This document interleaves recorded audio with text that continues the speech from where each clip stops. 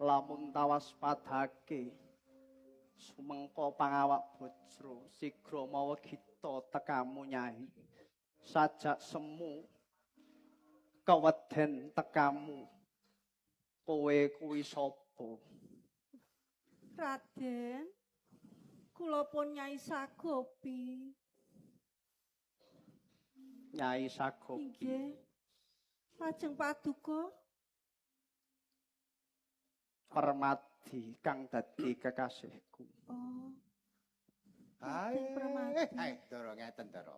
Kula Piye, mboten Kakang pangling Semar? kalih tiyang niki. Niki Kiai.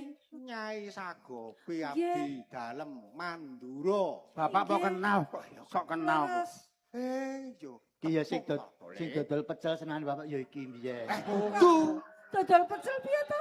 Kuwi laganane bapak. Iki sapa mo? Sapa? Iki Nyai Sagopi. Tak Inggih, kira- leres, Kiai. Tak kira Mbak Iyeng.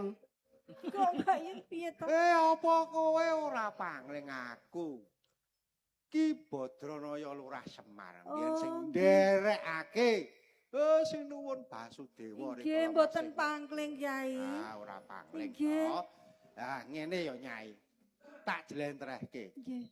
Yektine Ndara Permadi momonganku kuwi putrane Kanjeng Ratu Kuntinali Brata. Oh, Kuntinali Brata iku nalika remaja ra ya mbok emong to ya, mbok Nggih. kula wendah Nyai. Oh, Iki putrane ngaturke Kuntinali pangabekti Brata, Kanjeng Raden. Ratu. Ngaturke pangabekti sik nggih. Aku durung kenal kok piyong. Ya mung ora ya kenal ngaturke pangabekti sik ta.